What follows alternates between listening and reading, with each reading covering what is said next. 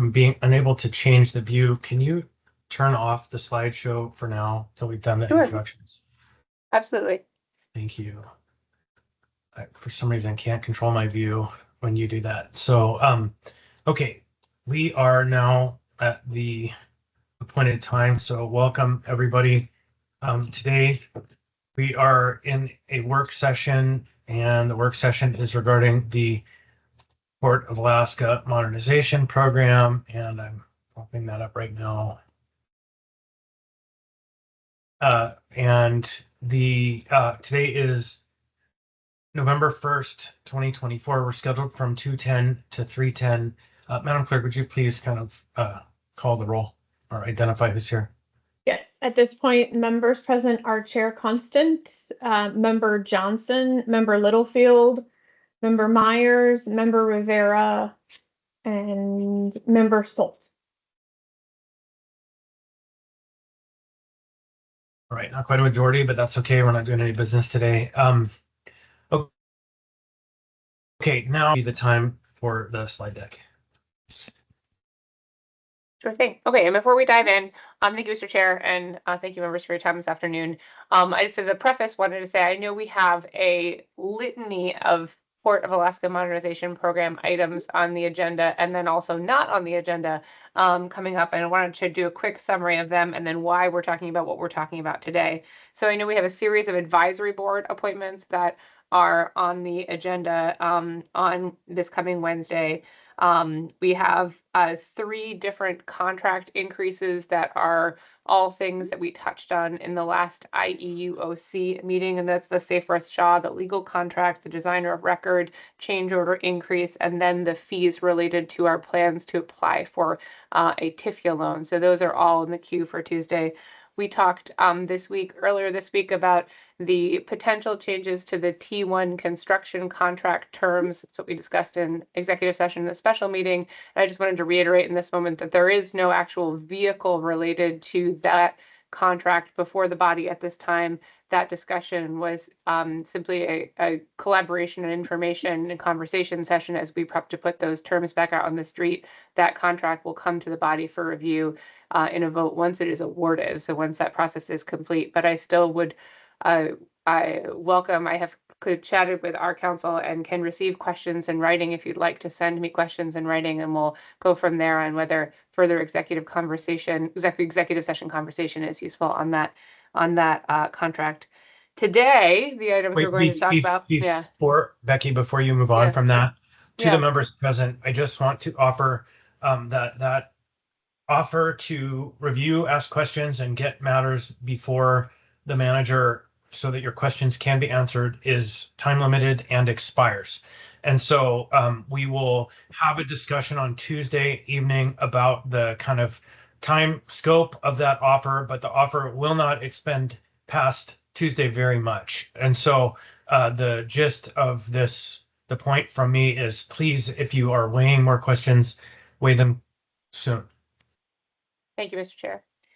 And that gets us to what we are actually talking about today, the 3 things that we're going to talk about in this particular session, which are AO 2024-103, which is the item before the body on Wednesday regarding the change in width of T2, that recommendation from June, which lagged and didn't end up coming before the body. I apologize, Wednesday, if I said Tuesday.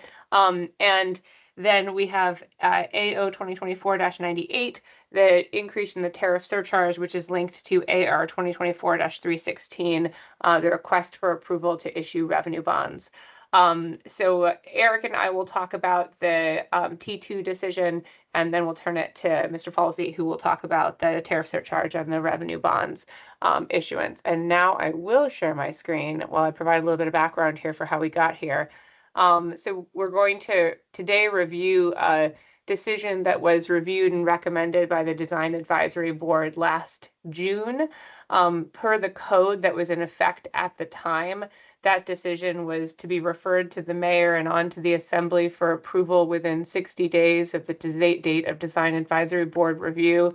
That happened it was sent on to the mayor's office in the middle of June, and then the administration shifted. And so we were reminded of the fact that it was still outstanding, and the reason it's presented through an ordinance today is a request to the body to be willing to waive that timeline, which is actually no longer in code. Now the revised code that includes the Port Advisory Board has a different requirement for recommendations and how they're reviewed by the Assembly, but the code in effect at the time in June did require Assembly approval. It required it within 60 days. So this is presented via ordinance because it does require the body to be amenable to a code waiver and the willingness to sign off on this or to review it for potential sign off outside of that 60-day window that was in code and required as of June. I'm going to ask Mr. Adams to talk about the decision itself because he was actually there in June and part of the presentation to the Design Advisory Board and their consideration of recommending that we have a uniform width for T1 and T2, which is effectively what this change from 69 feet to 120 feet does. And with that, I'll turn it to Mr. Adams, and Eric, you can holler at me when you want me to change the slides.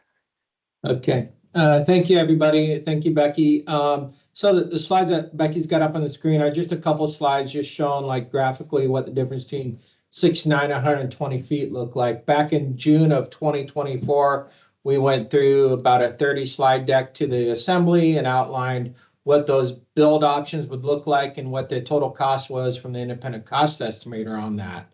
And so at that time, it's the same presentation that we provided to the Design Advisory Board when the Design Advisory Board voted to unanimously to approve going from 6'9" foot to 120 foot width. And it's the same presentation that I provided before. So on this one in front of you is just a graphically representation to show you. So next slide, I just want to show you kind of the square foot area differences there. And so the plan currently the plan is 69 foot wide with a waterside crane rail only. And with that, what does a waterside crane rail mean? Is that if this was to installed currently as per plan, we would be putting on the front row there, would be putting pilings every 20 feet. And on the back two rows, we'd be putting them every 40 feet separation.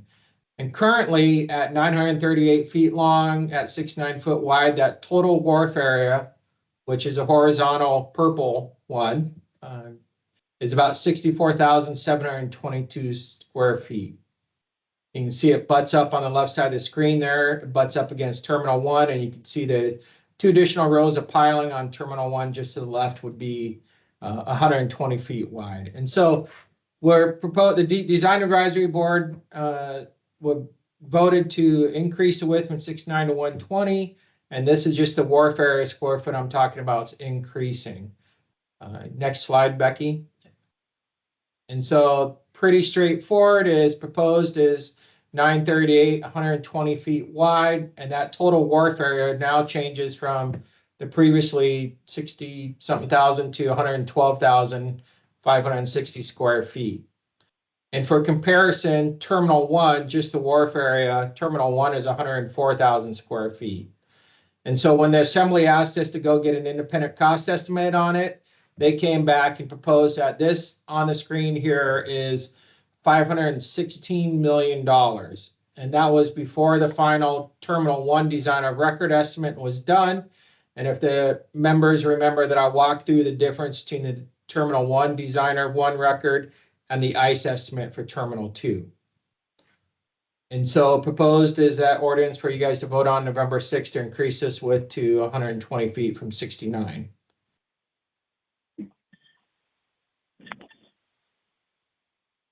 And then just the next slide is the PAMP at completion, what the total program will look like. And then the next slide is just thank you if there's any questions. Just graphically show that I'm more than happy to go back and highlight the June 14th presentation in greater detail for you guys if you'd like to. Refresh your memories on that, but open it up for any questions. And that presentation is included through the in the documents for Wednesday's meeting if members want to see it for reference. Yeah. Okay, so I have a question first, then Ms. Brawley. So I noticed on your last slide, the one you just had with the full picture, your rendering of Terminal 1 did not have the roll on, roll off structure. And so did the design advisory board take a position on that question? Because we've been saying all along, if we're going to mirror them, we're going to mirror them, but these are not mirrored docks. These are mirrored in the context of cranes and the usage for low, but not for row. Yes, at that meeting, I'm sorry, I don't have the notes up in front of me from that meeting, but the vote was taking only on increasing 6.9 to 120. And so your question, Chair Constant, the 2 additional trestles that would be required at Terminal 1 was not voted on currently at the Design Advisory Board meeting that we held this vote on.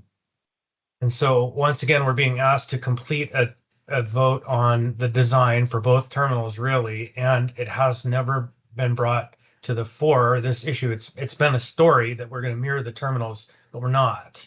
And so I think we're still missing a piece. So that's okay, though, at this point. Ms. Brough, go ahead.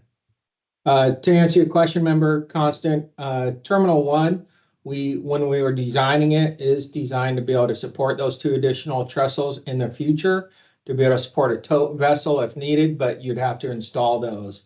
And currently those are not in the permits, but we could do that as a follow-on phase in the future on Terminal 1. Right. Again, the whole argument of going to the full mirrored dock was we should do it now because we can't afford to do it later. It's just going to be more expensive. So really the answer is it's not really happening. And I just want to make sure that question goes through the design advisory board because again, we've been sold a story and the story isn't matching. And so again, I'm confident that the design advisory board's position on creating the wider berth on Terminal 2 is fine. But again, it's like this conversation never gets completed. And so your PAMP at completion is not what it's been sold as. Ms. Brawley. Yeah, thanks. And I appreciate the overview.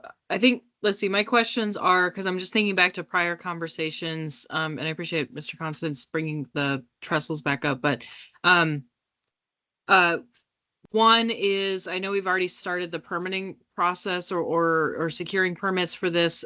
Just to confirm, does this significantly change or require us to start over? And maybe just clarifying, because I know we're in the process for Terminal 1, so maybe we haven't started Terminal 2, but just to ask that question. And then my other question is also just to confirm, does this change any of our overall timeline for construction of Terminal 2? Thanks. Through the chair, Member Brawley, that's a great question. And if members can remember, that question was asked in one of the previous sessions that I presented to the team. And so what we have done with the permitting, we are permitting cargo docks Terminal 1 and Terminal 2 together, right? And what we've done is we've permitted the kind of like the worst case scenario. When I say worst, I don't want to use worst case, but what we permitted is 120 foot wide at both terminals, just in case the decision in the future was to be made by the body here to go to 120. It's easier to reduce it back down to 6.9 feet than it is to increase it to 120. And so when we're thinking about permitting and working with the Bob Owens at the time, we discussed just going 120 feet to give you guys the most leverage on which way you wanted to go. We can't go bigger than 120 feet because that will impact permits, but we can go anywhere, from 6.9 to 120. Does that answer your question, Member Brawley? Yeah, thanks. And then my second question was more around timing, and I think the answer is no, but does this change in any significant way the time that it would take to get this constructed? Yes, this adds an additional year to the construction of Terminal 2.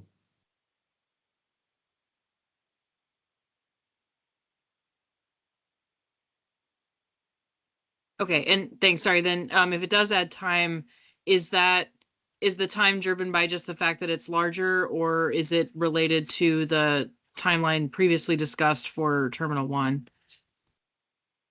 It's larger. I mean, we're basically we're not quite doubling the width of Terminal 2, but we're going from 69 to 120. So it's a lot more piling, a lot more work to install. And so it would be an additional year just for that there. Okay, then I guess the question is, are there significant risks or if it does take longer, obviously it will take longer, but does that have any other kind of significant negative effects for the PAMP overall? So the couple impacts that it will have going forward on this right now is originally with the permitting situation, we planned one LOA and an IHA to get Terminal 1 and Terminal 2 completed. And now what we'll have to do is apply for one LOA, which is a letter of authorization, which is good for 5 years from NIMS. We'll have to apply for 2 additional IHA. We'll have to apply for additional IHA to support the construction season of this. And that's really the big change from a permitting standpoint on going to this increased width. And that would be a risk, but it's permittable. Okay, thanks. Do we have other questions? The members? I'm in the queue. Oh. Go ahead, Meg. Thanks.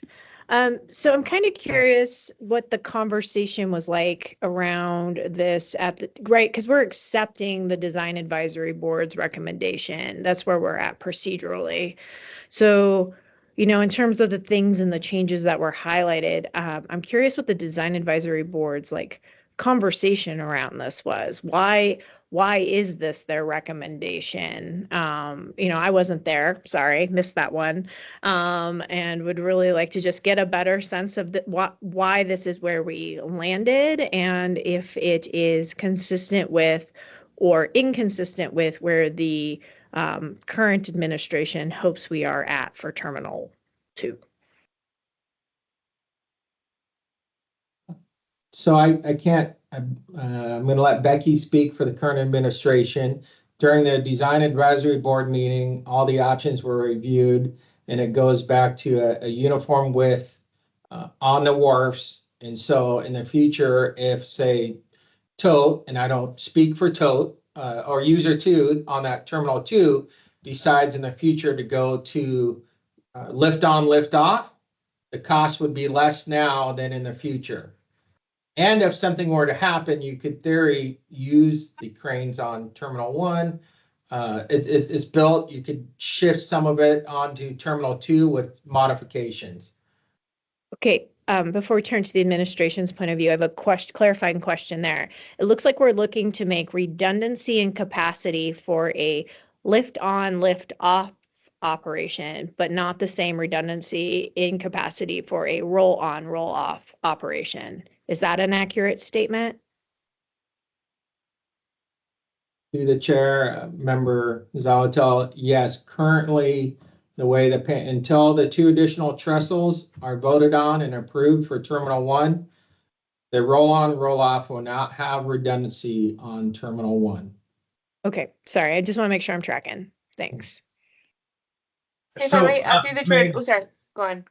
Yeah, Meg, I think that it would be germane for you, if you want an answer to the question you asked, to also ask the members of the design advisory board who are here.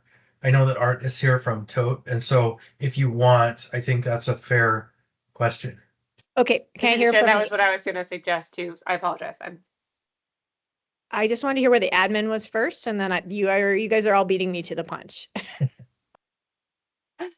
Apologies. And I through the chair member Zalatel, the admin is supportive of this recommendation because we understand it to be the will and wisdom of the design advisory board, including the members who are present here today. And so that's why we've put it forward. But I admit I'm somewhat new to the question, to the concern you're raising of whether full redundancy with trestles on T1 is a component piece that should be considered. I know I started where I think you'd like to end, which was on requesting potentially that Mr. Darlene or Mr. Faber speak on behalf of the companies they represent as to how the discussion unfolded in June.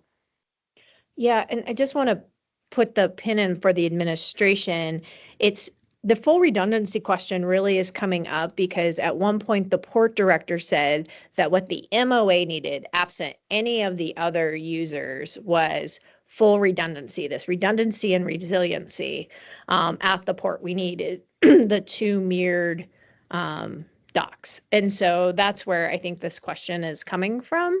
So I just wanted to, and I'm not sure if that's in writing somewhere. I just remember it from a prior work session. So I just wanted to fill that in. And it is definitely before July that we heard that. I would love to hear, from Tote and Mattson, if there's something you want to add as to the conversation around how we got to this recommendation or why you're supportive of it.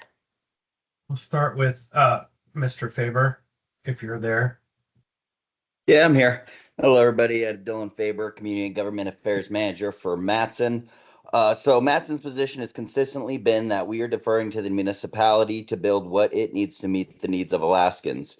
Part of that, we recommend that the municipality take into consideration the importance of the Port of Alaska for the state and the economy overall, and making sure that there is a redundant, resilient facility that if there were a natural disaster to occur that rendered one of the docks unusable, that aid, military, etc., could come to either one of the docks and be able to discharge cargo to meet the needs of Alaskans in that situation. So along those lines is we are supportive of a uniform dock width, the entirety of Terminal 1 and Terminal 2. We're supportive of adding trestles that accommodate totes lift-on, lift-off operation at Terminal 1 at a future date when it makes sense and won't interfere with the timeline of constructing both terminals so that Mattson and Tote can continue its operations and serving the needs of Alaskans. Mr. Darlene. Yes. Good afternoon. Art Darlene, Vice President, Alaska General Manager for Tote Maritime Alaska. So the conversation during the Design Advisory Board largely followed just the philosophy of the project being a 75-year asset to the municipality of Anchorage. And at the moment, the idea was what would be the most flexible solution for the next 75 years. And, when asking Tote directly, can you, without, question, confirm the class of vessel, what design it would be? The answer is that's still unknown. We can't say that with any certainty. So, just from a broader market perspective and the philosophy of the project to try to, meet the needs of as many vessels as possible that could potentially call upon the port, we're supportive of moving to the width of 120 foot from that perspective. And I think that the conversation largely followed that type of tone to provide flexibility and then also cost effectiveness. And I think Mr. Constant mentioned it earlier. It makes sense now, to take advantage of permitting and mobilization to just get it done versus try to do it in the future. And I think the second part of the question is, did the trestle conversation happened, but when I think Mr. Adams at the time mentioned, this would put permitting into a delayed status to try to add the trestles to Terminal 1 during that time period. It wasn't on the table for that discussion for the DAB anyway, but that's also why it wasn't pushed forward at that time. At the meeting, there weren't any objections to it, but I don't think anyone wanted to open up delaying potentially the construction of Terminal 1 due to re-permitting. So the conversation was tabled. But happy to answer questions. But in summary, that's where Tote was supportive and remains supportive of extending the width of Terminal 2. Thank you to both of you. That's really helpful. So I have a follow-up question to the administration, and it's really the effect of the action we're proposed to take on Wednesday. And so the question I have, and this is just where my mind is, I understand that making changes to T1 could delay it, but is there some way to affirm it in approving the T2 design and accepting the Design Advisory Board's recommendation? Is there any way to say we want the administration and the PAMP to go back and formally incorporate somewhere in the program the opportunity for the additional T1 trestles to have actual redundant and resilient facility through mirrored docks. And I don't know if that's possible, if you can kind of look at the timeline and say, oh, right there is where it would fit. And if that would be enough instruction, and if that's even possible with way the, because it's an ordinance before, since we're waiving a part of code, if that could be an amendment. Thanks. Future members also, we can definitely take it back and chew on it and see what we might have to do. I definitely have some questions about, like, if we put it in somewhere, does that impact, if it's anticipated, does it impact what we need to permit for now? If it's something, I would just want to, I think I'd want to spend some time workshopping it, and report back on what we could do. But it's certainly something we can figure out how we might be able to plug into the long-term arc of the project and consider when it might be relevant to pull the plug on that and what the steps would need to be we'd have to put in place to do that. Mr. Adams, it looked like you were going to say something. Yeah, just for clarity, we really want to be able to put them in until after T2 is constructed, because right now the permits show for Terminal 1 and Terminal 2, and then so we could start applying for permits probably in the next year and a half to focus on installing those 2 additional trestles on T1 after T2 is built. And that's when we could slide it into the program.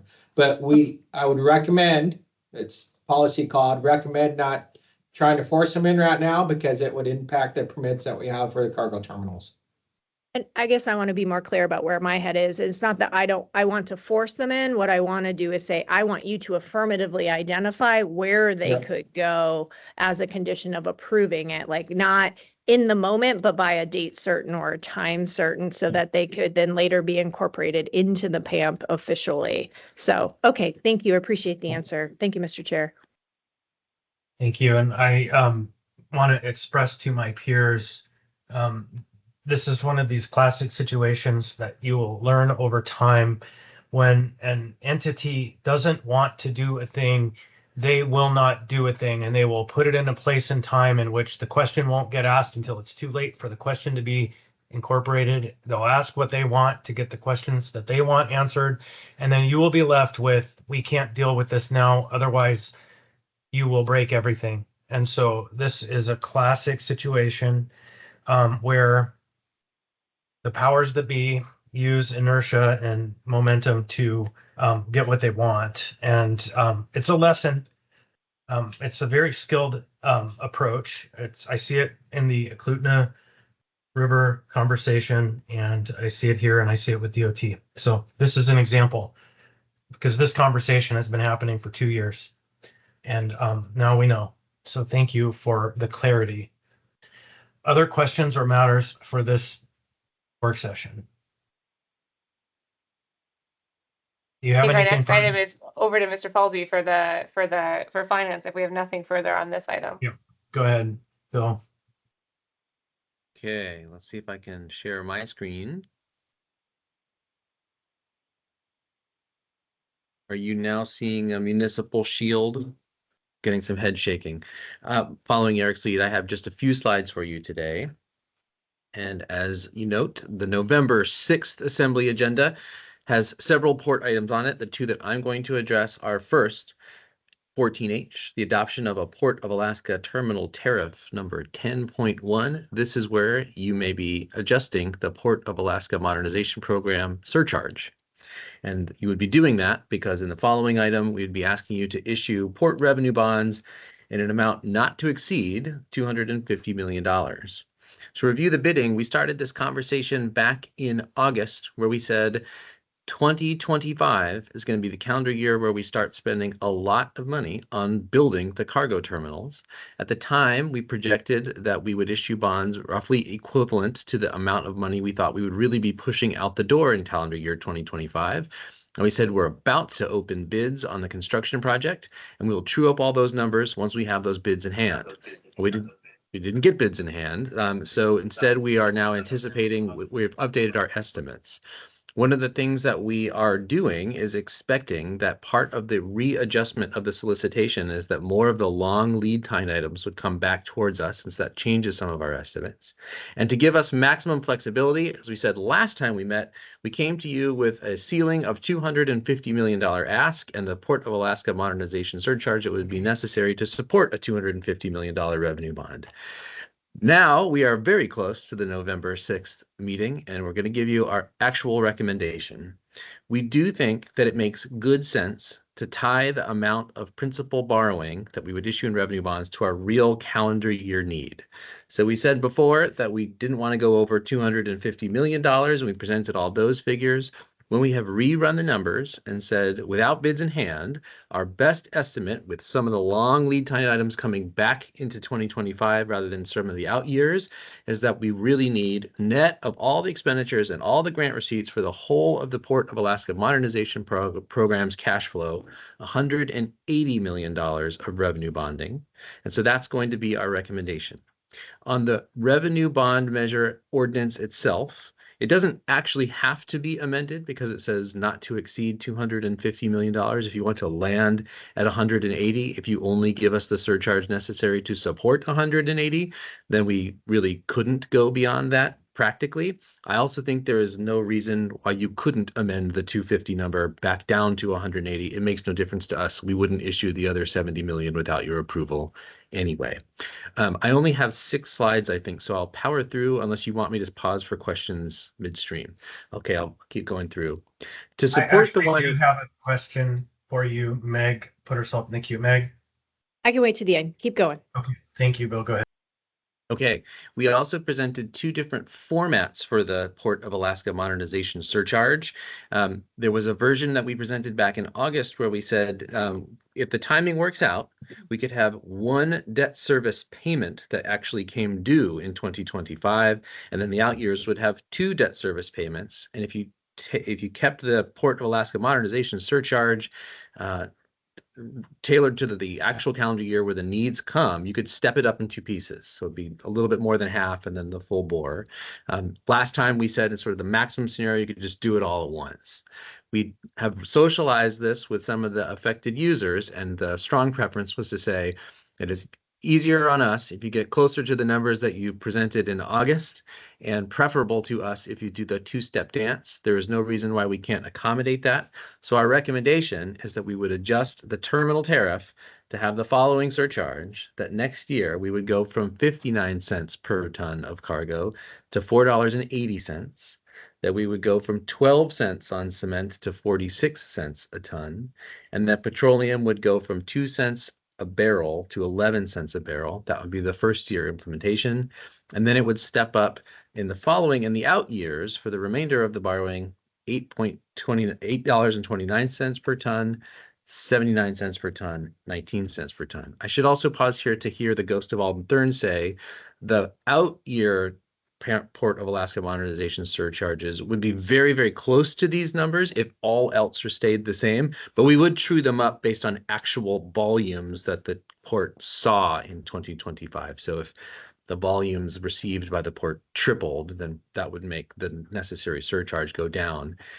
But this would be our best case projection. That is really all I wanted to say about the 2 assembly items.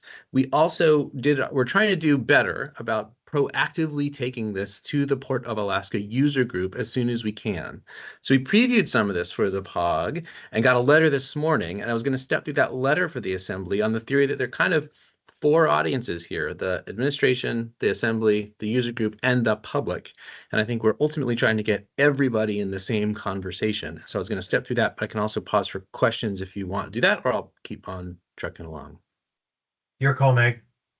Okay, yeah, mine's about money. So let's talk a little bit about money. I'm mainly concerned with the documents and the procedure. So I was just looking at Exhibit A for the tariff, and the payment schedule is different than the one we just presented at the 180 million. So I'm wondering if we actually do have to update the documents. I understand it was a not to exceed, but it feels like we won't have your updated schedule then in the record.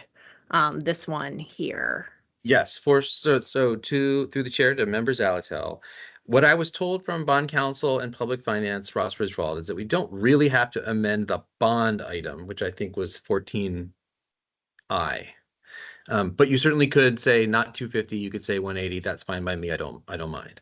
We definitely do need to amend the terminal item 14I or 14H rather, because this page should be the last page of the terminal tariff. And so we had some discussions about the mechanics of how to do that. I think our leading theory is that we're going to lay on the table an AM to travel with the ordinance, which would say, here's exhibit B or A1 or something, and then we would amend the ordinance to say the tariff is being amended as reflected in attachment B or A1 rather than A.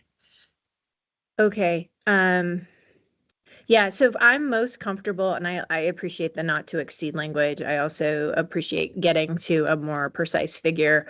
If we're going to have to make changes because we're going to have to change the schedule, it seems to me, and take it or leave it, but the cleanest way is just to substitute both items with an S version that contain the 180 and the correct pieces, so that if I go and look in the future, if I'm very curious about how we got here and I go and look at the documents in the future, I can see we move from 250 down to 180.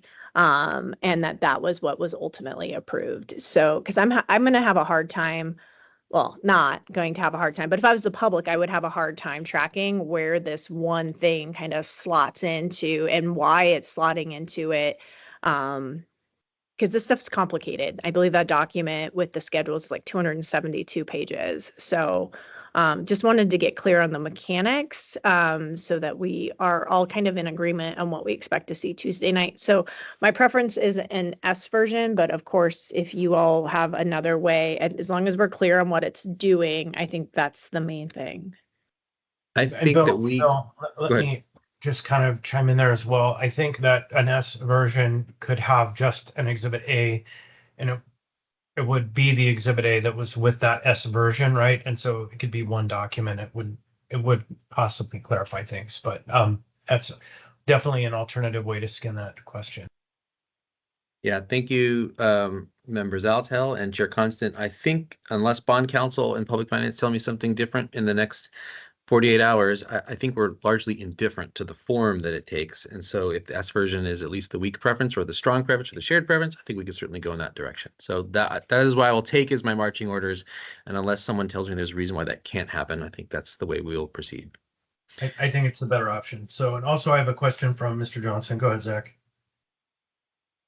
Yeah, thank you. Question for you, Bill. I want to ask you to walk us through the math that led to the 180 number. But given the uncertainties we're dealing with right now, especially when we don't have a contract in hand, what is your confidence level you would attach to 180 as being sufficient for 2025? I mean, is it 90, 95%? And I'm just trying to contemplate, the very unfortunate scenario where we find sometime next year that actually we undershot and then it's going to be more. Is that a realistic concern, or what's your take? Well, that's a great question to member Johnson. I think, how do I answer that question? One is we certainly would prefer to have done this once we had the construction bids in hand. Then we would know the answer, absent change orders or some extraordinary differences. So we're working off our best estimates. And for certain, we will not know the correct answer until we open the bids. And it could be high or it could be low. When we opened the bids for the petroleum spent terminal, they came in lower than the independent cost estimates. Here, I don't have any reason to think they would be lower, and they very well could be higher. I will say that the one thing that does give me some confidence is, or some comfort rather, is that this would allow us to adjust the PAMP surcharge and issue $180 million of revenue bonds, which feels like new spending ability. This is like we have more income coming in, and so we were able to borrow more dollars. If it turns out that we actually need more in 2025, one, we're still waiting to hear on our federal port infrastructure development grant, so maybe we'll get some money there. Two, we're still waiting to hear the judgment from MARAD, so maybe we'll get some money there. But three, if all comes to naught and we don't get a grant and we don't get a judgment, and this turns out to be short of the money that we actually need, part of what the revenue bonds would be used for is to clear a pre-existing short-term borrowing facility that the port has. Ross is not online. He probably would kick me if I said this, but I think of that short-term borrowing facility something like the port's credit card. The port's credit card has a balance on it now. The revenue bonds would let us take that balance to zero. So it wouldn't be new spending ability, but if there were an extraordinary cost and we needed $20 million of new buying power or float in 2025, that credit card would now have no balance on it, and we could use it to get us through 2025 and then true up for 2026 when we come to you, or 2027 when we come to you for future revenue bond proposals. Hopefully Okay, thank you. that answered I the question. appreciate that. It did very nicely. So thank you. And that gives me some confidence. And yeah, I think your point is well taken that this is just one piece of the very complicated plan of finance for the project. So, Bill, that raises another question for me. Traditionally, we don't in advance reveal how much money a project we intend to spend. Does that not predispose the bidders to submit a bid that kind of aims to that point? Well, a couple things. We have, I believe, in these work sessions, publicly discussed our designer of record estimate and our independent cost estimator estimate, and there are portions of that which are the top line numbers that we do reveal to the public to sort of level set some expectations.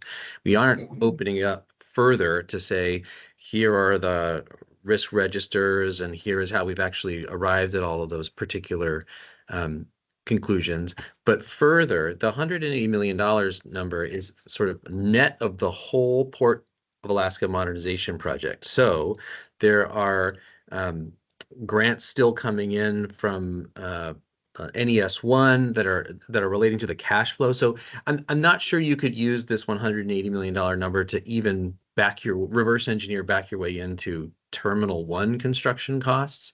But to the extent you could, I think the numbers are all consistent with the estimates that we've put out into the universe already. If I might add something too, I think there's another reason that we're feeling that it's very imperative to move forward with this authorization at this time before we even have the T1 construction contract back in hand, and that's because one of the pieces of feedback we heard from the potential bidders on the contract was, we feel a lack of certainty that you're poised to be able to pay for this.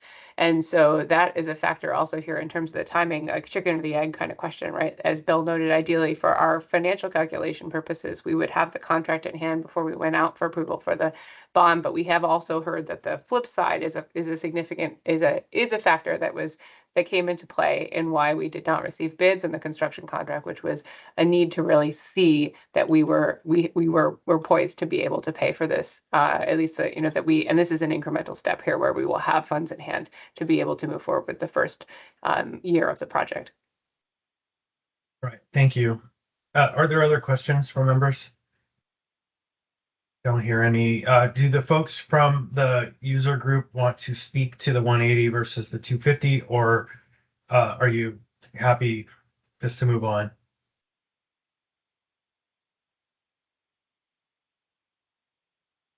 I'm not hearing anything, so we'll call that just ready to move on. Bill, Becky, anything else? Sorry, Oh. I apologize, Art? Mr. Constant. Yeah, this is Art Darling. Okay.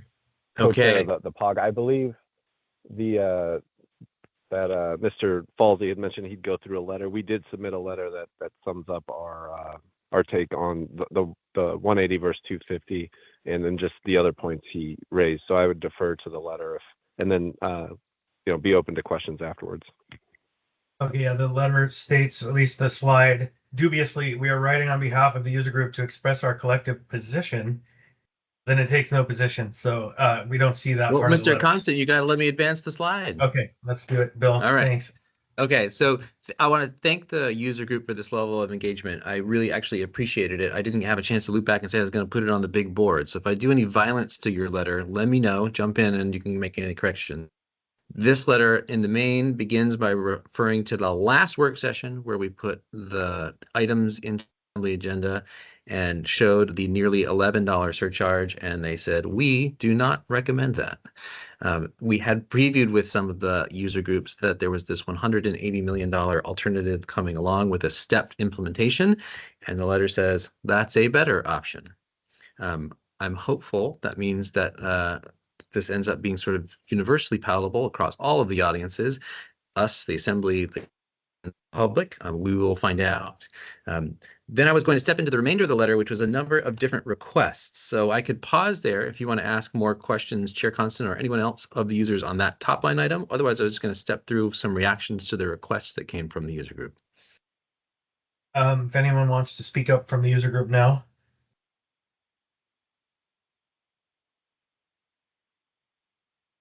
Okay, go ahead, Bill. Okay, all right. So there was a series of requests, and I want to say these are all very reasonable requests as I see it. First, the POG, which as the folks in the public and probably the assembly know, is the Port of Alaska user group, has regular meetings. They've asked that we come give them early previews of when we have these ideas in mind. Certainly, we are willing to have regular engagement with the POG, and we'll try our level best to do so. And then there was a series of requests. First, that we only actually issue bonds if we really need to because of timing and because we don't have other funds available. I think this is universally held that revenue bonds are sort of our last best option. If we have cheap money from the feds or from the state or from legal recovery, or we can wait until the future, that is sort of our general preference. So I don't know that there is a lot of daylight between all of us on that. Next, if we collect money by adjusting the Port of Alaska Modernization Program surcharge, that we use that for the PAMP rather than anything else. And I don't see us doing anything other than that with the PAMP. I do think there's a conversation to be had somewhere down the line about whether some of the debt service coverage ratio funds that the PAMP surcharge may end up generating should be put in a future capital account. So that's 60, 70 years from now, when we're doing this all again, they start with a nest egg, but that is a tomorrow conversation that we are not really anywhere near yet. Generally, they ask that we do a multi-year stepped approach. I'll say the reason that the multi-year stepped approach of phased implementation for the surcharge this time is tied to the fortuitous way that it hit the calendar, where there's a debt service payment in August, because I believe the first one is 9 months after revenue bond issuance, and then thereafter it's every 6 months. We can take this into account. I'm not sure we'll always be able to accommodate it, though. It may well be that in future calendar years, we'll always have 2 debt service payments, but it's one that we certainly can talk about, and we'll cross that bridge when we come to it. And then last, we have heard from the users that it is commercially best for them if adjustments happened on January 1st, which is the place that we are driving in this proposal right now. And now we are further hearing that, boy, it would be nice if we could have it all sorted out by the end of August. We are obviously not there. It is November 1st. But I do think that that is a target that we would happily take on and aim for in the future years.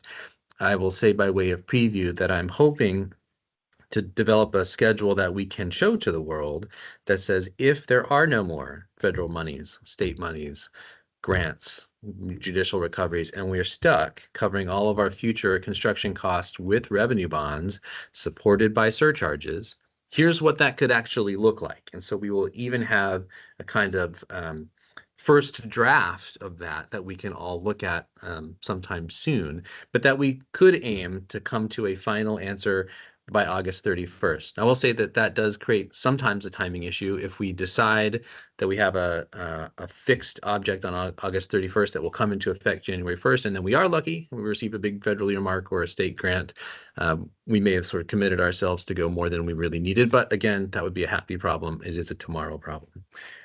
I hope the Port of Alaska User Group does not mind my stepping through that. We just got that this morning, but I put it on the board partly to put all the audiences together, but partly to say I think that this is a good sign, because I think all of those asks are reasonable and things that we can work towards accommodating.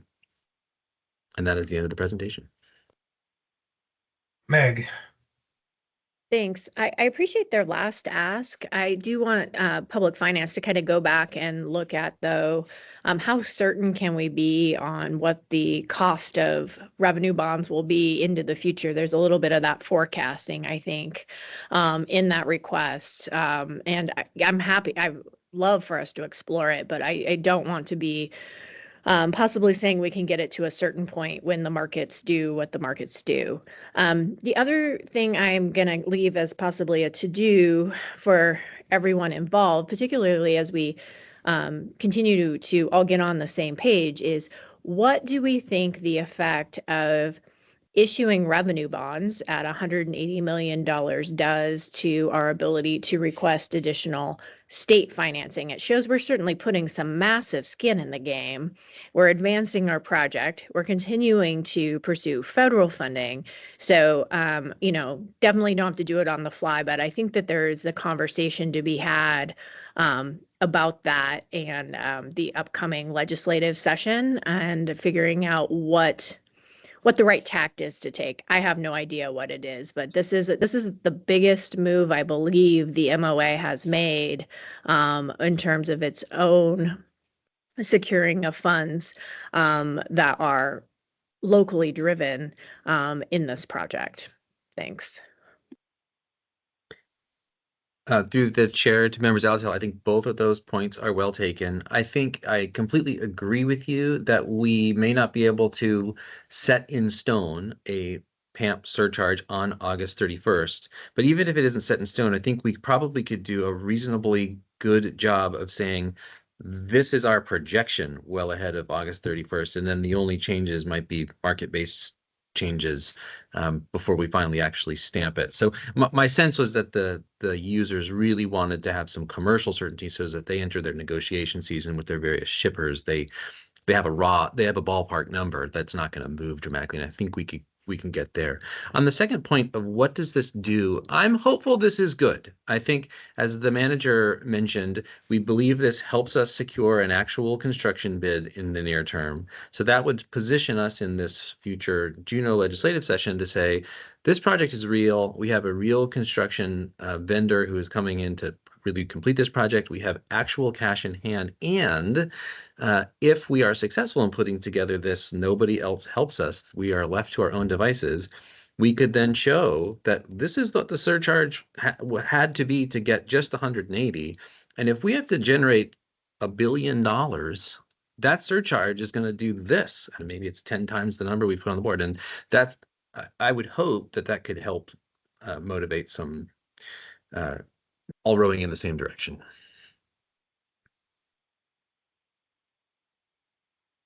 Anyone else? Okay, I think we've covered a lot of ground. I don't know, we have several items relating to the port before us on Tuesday or Wednesday, excuse me. And if there is no further discussion, we'll go ahead and adjourn for the weekend. Seeing none, thank you everybody for your time today. Thanks. Thank you all.